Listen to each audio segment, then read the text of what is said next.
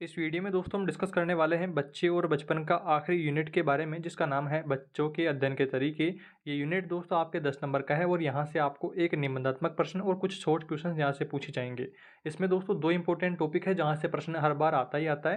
पहला है अवलोकन और दूसरा है साक्षात्कार। इन दोनों के बारे में हम डिटेल से जानेंगे और भी दोस्तों इंपॉर्टेंट टॉपिक्स जो हैं उनको हम इस वीडियो में डिस्कस करने वाले हैं। तो वीडियो आपको पूरा देखना है और चैनल पर नए हैं तो सब्सक्राइब कर लेना है। तो देखिए, सबसे पहले हम बात करते हैं बच्चों के अध्ययन के तरीकों की आवश्यकता और महत्व के बारे में। तो देखिए, प्रत्येक बच्चे की अपनी अलग पहचान होती है और उसके विकास की प्रक्रिया भी भिन्न-भिन्न होती है। 19वीं सदी के आरंभ में जैसे-जैसे मनोवैज्ञानिकों का ध्यान व्यक्तिगत विभिन्नताओं की उत्पत्ति, स्वरूप एवं समस्याओं की ओर अग्रसर हुआ, बच्चों के अध्ययन की आवश्यकता महसूस होने लगी। इतना ही नहीं, जीवन के समस्त पहलुओं में विभिन्नताओं के साथ-साथ बच्चों के मानसिक स्तर, व्यक्तिगत गुणों, योग्यताओं, क्षमताओं, रुचियों, उपलब्धियों इत्यादि में भी विविधताएं दिखाई देने लगी। ऐसी स्थिति में मनोवैज्ञानिकों को ऐसे अध्ययन के तरीकों की आवश्यकता का अनुभव हुआ जो व्यक्तिगत विभिन्नताओं के प्रत्येक पहलू का अध्ययन कर पाने में सक्षम हो। इसके परिणाम स्वरूप अन्वेषण शुरू हुआ, प्रायोगिक कार्य होने लगे। फिर धीरे धीरे बच्चों के अध्ययन हेतु उपकरणों का उपयोग होना शुरू हुआ। उपकरणों की सहायता से व्यक्तियों के मानसिक एवं दैहिक दोनों ही पहलुओं का मापन एवं मूल्यांकन किया जाने लगा। अतः इस प्रकार समय परिवर्तन के साथ साथ जैसे जैसे व्यक्तिगत विभिन्नताओं के जटिल रूप को महत्व दिया जाने लगा, वैसे वैसे उपकरणों की आवश्यकता अनुभूत होने लगी और तदनुसार उसमें परिवर्तन भी होते रहे। आगे देखिए, इसके अतिरिक्त विद्यार्थियों को जानना, उनकी रुचियों को जानना, उनकी विभिन्न समस्याओं का समाधान करना, विद्यार्थियों के व्यक्तिगत अनुभवों पहलुओं को जानना, उनके दृष्टिकोण व अभिवृत्तियों को पहचानना आदि के लिए उपकरणों का होना आवश्यक है। अतः हम भी यह जानते हैं कि किसी बच्चे की अधिक प्रतिक्रियाएं कुछ हद तक व्यक्तिगत कारणों तथा कुछ हद तक पर्यावरणीय, सामाजिक, आर्थिक कारणों से भी प्रभावित होती है। ऐसी ऐसी स्थिति में शिक्षक मार्गदर्शक के रूप में बच्चों की अधिगम प्रक्रिया व समायोजन में आने वाली समस्याओं व चुनौतियों को जानकर उनकी सकारात्मक व प्रभावी सहायता कर सकता है। शिक्षक जो है वो मार्गदर्शक के रूप में आगे आता है। अब बात करते हैं दोस्तों, अगला टॉपिक है अवलोकन विधि।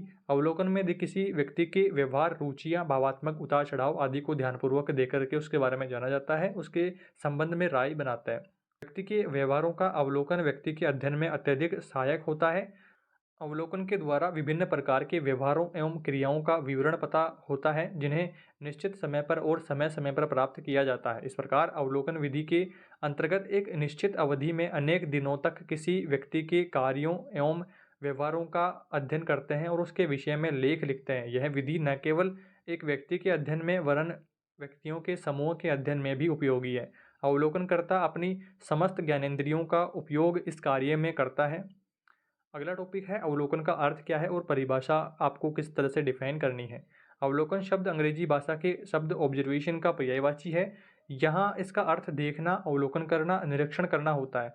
गुडे एवं हेट के अनुसार विज्ञान का प्रारंभ अवलोकन से होता है तथा इसकी पुष्टि के लिए अवलोकन में ही लौटना पड़ता है। प्रोसी ए मोजर के अनुसार ठोस अर्थ में अवलोकन में कानों तथा वाणी की अपेक्षा आंखों के प्रयोग की स्वतंत्रता होती है। आंखों से देखा ज़्यादा महत्व दिया जाता है। आंखों से देखे को कानों से और वाणी की अपेक्षा ज़्यादा महत्व दिया जाता है। उपयुक्त परिभाषाओं के अध्ययन से यह स्पष्ट हो जाता है कि एक अवलोकन विधि प्राथमिक सामग्री के संरक्षण की ही प्रत्यक्ष विधि है। इसमें नेत्रों के माध्यम से नवीन अथवा प्राथमिक तथ्यों का विचार पूर्वक संकलन किया जाता है। इसके साथ ही इसमें अवलोकनकर्ता अध्ययन के अंतर्गत आए समूह के दैनिक जीवन में भाग लेते हुए अथवा दूर बैठकर उनके सामाजिक तथा व्यक्तिगत व्यवहारों का अपनी ज्ञानेंद्रियों के द्वारा प्रत्यक्ष अवलोकन कार्य संपादित करता है। आगे बात करते हैं दो प्रकार के अवलोकन के बारे में। पहला है सहभागी और दूसरा है असहभागी। तो सहभागी अवलोकन, इस विधि में अवलोकनकर्ता विद्यार्थियों की क्रियाओं में स्वयं हाथ बटाता है, अर्थात अवलोकनकर्ता विविध गतिविधियों में सहभागियों के साथ भाग लेते हुए उस समूह का सदस्य बन जाता है और उसके साथ साथ उसके व्यवहारों का अवलोकन भी करता रहता है। यहाँ इस तरह अवलोकनकर्ता का क्रियाओं में हाथ बटाने का मुख्य उद्देश्य व्यवहारों को स्वाभाविक तरीके से प्रभावित करने तथा ठीक ढंग से वस्तुनिष्ठ परीक्षण करने से है। इस प्रकार के अवलोकन में शिक्षक अवलोकनकर्ताओं के रूप में निकट एवं गहराई से विद्यार्थियों के प्रत्येक पहलू का ध्यान से अवलोकन कर उनका विस्तृत रिकॉर्ड तैयार कर सकता है। अब बात करते हैं असहभागी अवलोकन के बारे में। तो इस प्रकार के अवलोकन में शिक्षक एक अवलोकनकर्ता के रूप में समूह में सम्मिलित न होकर उस गतिविधि पर बाहर से दृष्टि रखता है और विद्यार्थियों के व्यवहार को ध्यानपूर्वक देखता है।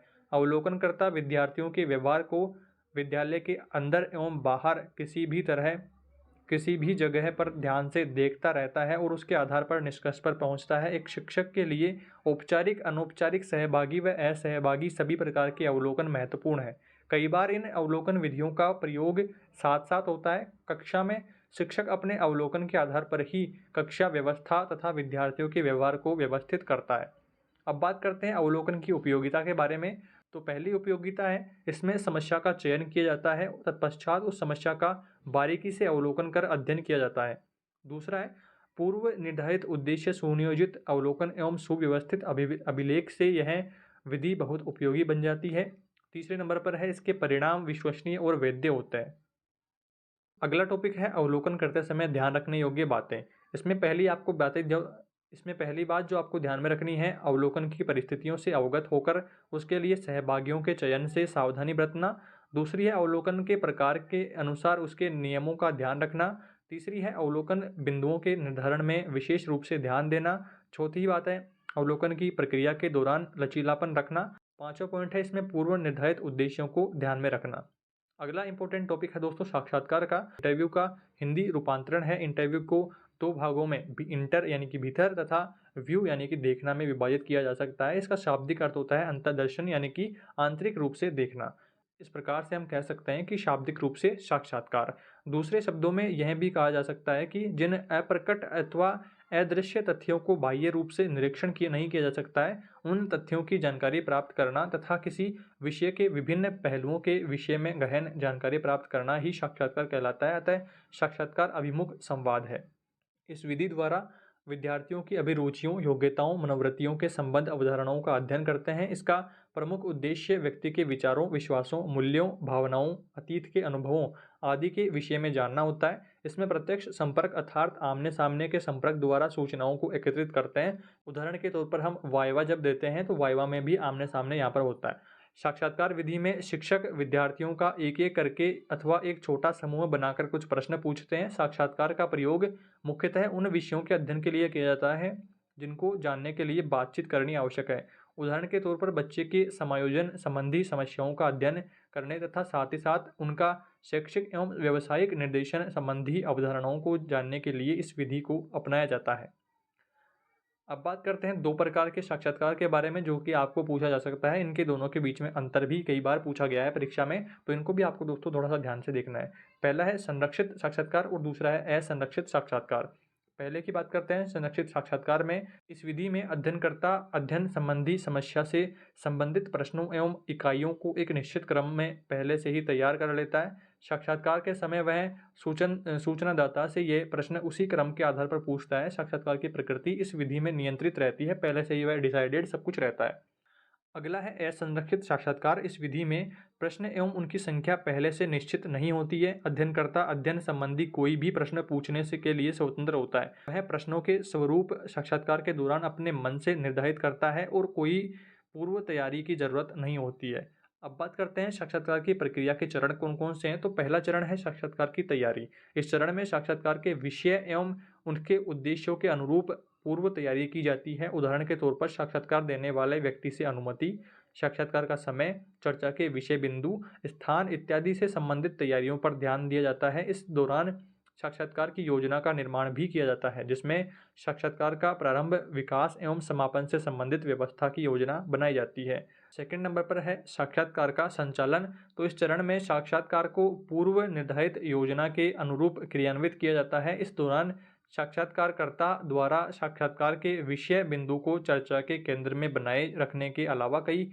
महत्वपूर्ण बातों पर ध्यान देना आवश्यक है। जैसे शुरुआत कैसे करें, सम्मुख बैठे व्यक्ति से चर्चा को स्वाभाविक रूप से शुरू कैसे करें, चर्चा के दौरान महत्वपूर्ण बातों को ध्यान में कैसे रखें इत्यादि। साक्षात्कार का समापन कैसे करें इसका भी विशेष ध्यान रखना होता है, जो कि आपने काफ़ी सारे इंटरव्यूज़ वगैरह देखे होंगे सेलिब्रिटी वगैरह के, तो उनमें आपने ये बात नोटिस करी होगी। अगला है यहाँ पर थर्ड नंबर पर आलेख, प्रतिवेदन व विश्लेषण। तो इस चरण में साक्षात्कार के दौरान आई महत्वपूर्ण सूचनाओं को व्यवस्थित रूप से लिखा जाता है। प्राय साक्षात्कार के तुरंत बाद इस कार्य को कर लिया जाता है ताकि किसी प्रकार की महत्वपूर्ण जानकारी ध्यान से न उतर जाए और अंत में उद्देश्यों के आधार पर प्राप्त सूचनाओं का विश्लेषण कर लिया जाता है। अब बात करते हैं साक्षात्कार की विशेषताओं के बारे में। तो पहली विशेषता है इसकी, साक्षात्कार उन व्यक्तियों के लिए गोपनीय सूचनाएं प्राप्ति का उत्तम साधन है जिन्हें वह लिखना नहीं चाहता।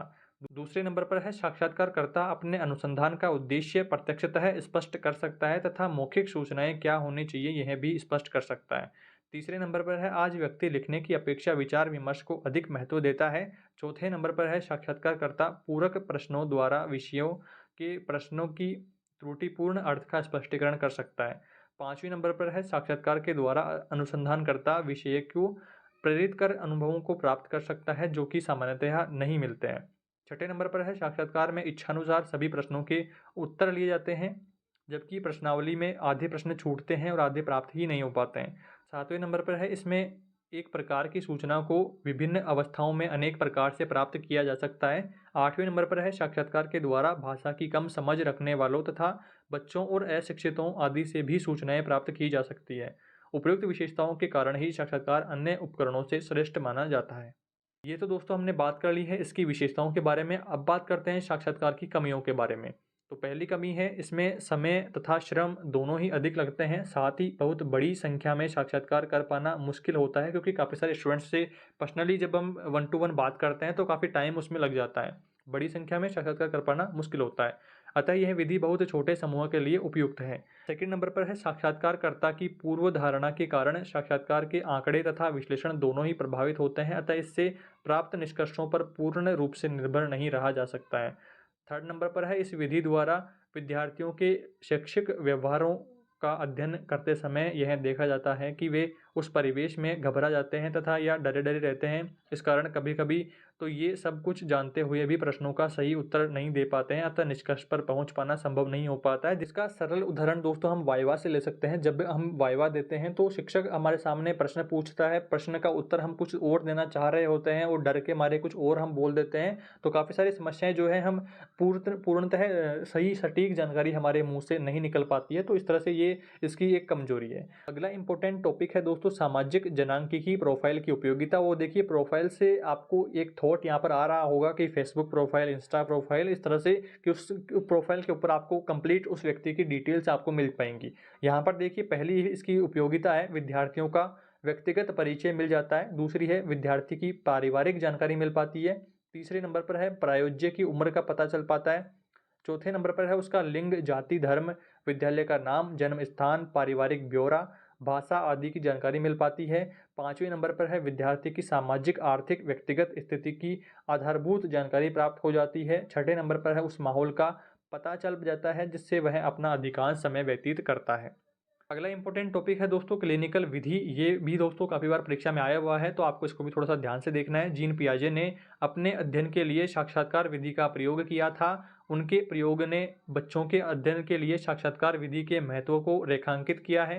पियाजे ने अपने बच्चों के विचारों को विस्तार के लिए वार्तालाप का तरीका अपनाया। पियाजे ने नैदानिक साक्षात्कार का उपयोग बच्चों के संज्ञानात्मक पक्ष का अध्ययन करने में किया जाता है।